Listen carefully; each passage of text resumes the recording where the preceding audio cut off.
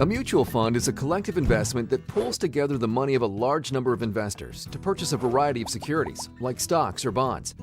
When you purchase a share in a mutual fund, you have a small stake of all investments included in that fund. Think of a mutual fund like a basket of investments. When you purchase a share in a mutual fund, you are buying one share of this basket, and therefore have a stake in one small fraction of all the investments in that fund. Mutual funds can potentially benefit investors in several ways. They are a way to make a diversified investment. Most are managed by financial professionals, and because of the wide variety of mutual funds, they allow investors to participate in a wide variety of investment types. Let's walk through an example of how a mutual fund works. Suppose there's an investor who wants to invest some of his retirement portfolio in the stock market, but he doesn't have time to analyze individual stocks and create a diversified stock portfolio. Instead, he decides that he'd rather purchase a mutual fund.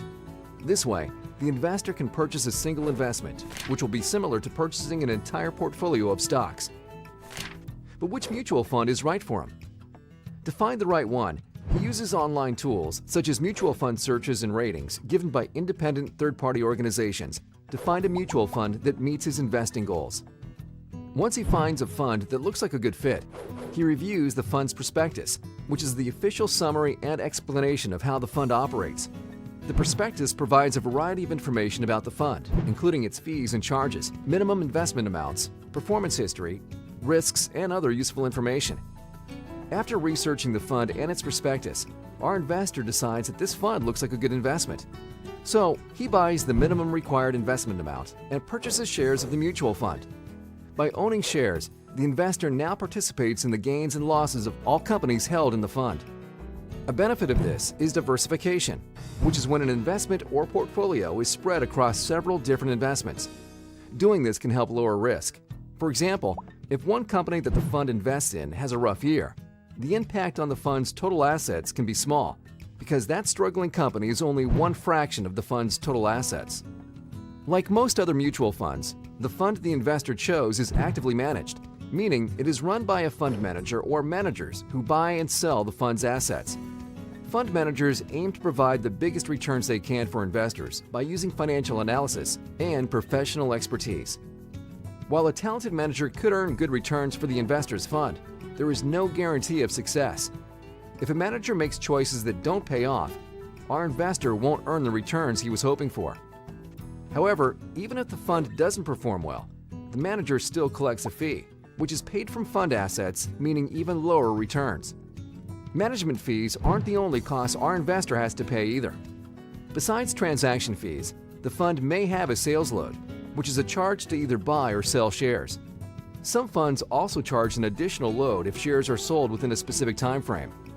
Now that the investor is bought into a fund, how might he make money from it? One way is through appreciation, which is when the fund's shares go up in value. Typically, when the fund's assets rise in value, the fund's shares do the same. Unlike a stock, the value of a fund's shares does not change throughout the trading day. Instead, the fund's value is calculated and updated when the market closes.